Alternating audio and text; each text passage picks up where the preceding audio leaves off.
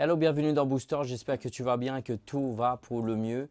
Au fait, ce mois d'avril, j'avais commencé avec quelque chose que j'avais eu à cœur et que j'ai pas pris sérieusement. Du coup, je l'ai écrit et je l'ai partagé avec toi la dernière fois lors de notre première vidéo du mois d'avril. Donc, je vais continuer sur le fait pourquoi la parole de la foi. Et c'est vrai que c'est quelque chose qui m'a vraiment interpellé. Et ma prière, c'est qu'au travers de ces courts messages, que cela va booster la foi dans le cœur de chacun d'entre nous. Et si tu es un leader de cellule, tu es un leader de louange, tu es un leader dans l'église, peu importe, tu vas commencer à travailler dessus. Peut-être tu le fais, mais qu'il faut continuer à accentuer dessus l'importance de prêcher la parole de foi. Au fait, je me suis rendu compte sans même se préoccuper et trouver ça normal parce que bon, dans Booster, comme tu as pu constater, on fait des vidéos pour encourager, pour booster, etc. Mais l'église en soi n'est pas faite pour être un centre de coaching. Et ça m'a vraiment interpellé. Et j'avais commencé avec toi, on a lu dans Romains le chapitre 10, le verset 8.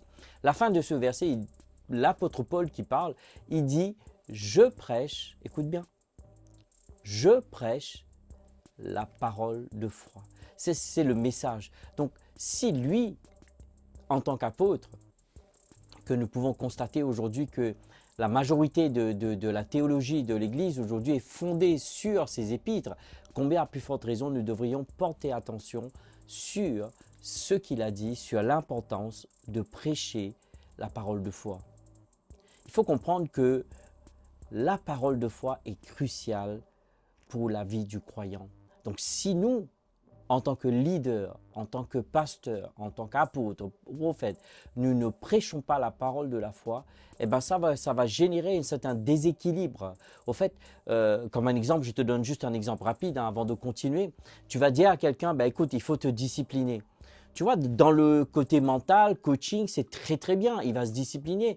Mais si le croyant ou la croyante essaie de faire par lui, tu vois, là, ça risque de poser problème. Parce que nous savons que tout ce que nous faisons notre part, qui est humainement parlant, selon notre force, notre capacité que Dieu nous a donnée. Mais il y a quelque chose d'autre qui doit être libéré, c'est-à-dire la puissance de la parole dans la vie des croyants. En fait, je l'ai écrit, je vais le lire.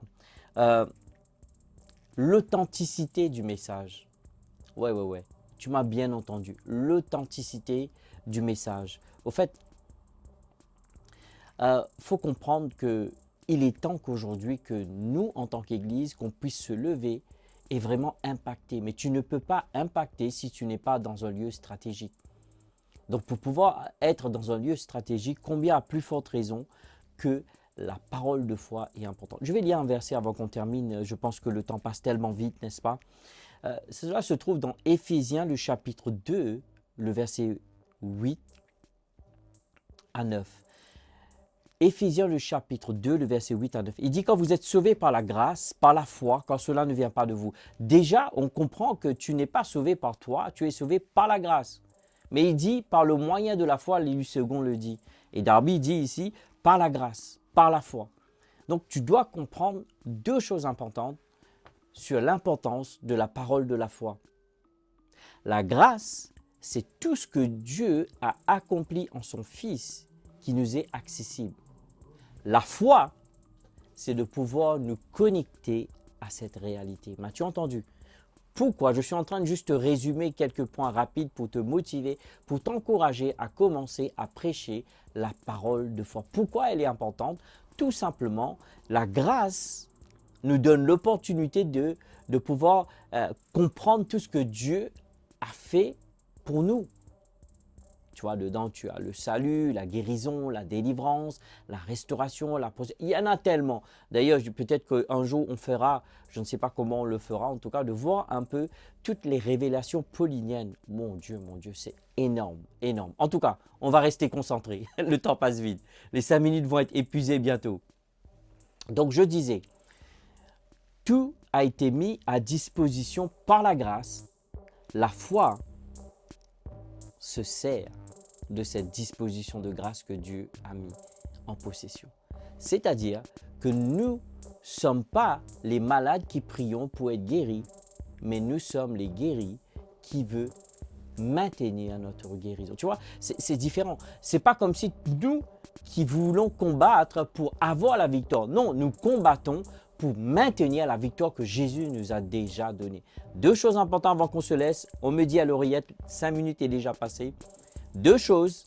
La grâce met à disposition toute l'œuvre que Jésus a accomplie, c'est-à-dire toute cette œuvre rédemptrice que Jésus a accomplie sur la croix, mais la foi s'empare de ces réalités et le manifeste dans notre vie. Père, nous te remercions pour cette grâce de pouvoir parler sur l'importance de ce sujet, sur la parole de la foi. Je te loue, je te rends grâce et je te remercie, Seigneur, qu'au travers de ces vidéos, tu vas nous inspirer à aller de l'avant et surtout à commencer et à continuer à prêcher la parole de la foi. Alléluia, au nom de Jésus, amen. En tout cas, je te remercie pour ton temps, merci pour tes likes, tes partages, merci pour tes commentaires. Surtout, dis-nous, s'il te plaît, comment ces vidéos sont en train de te bénir. Sur ce, je te dis très prochainement, à la semaine prochaine. Ciao, ciao, bye bye.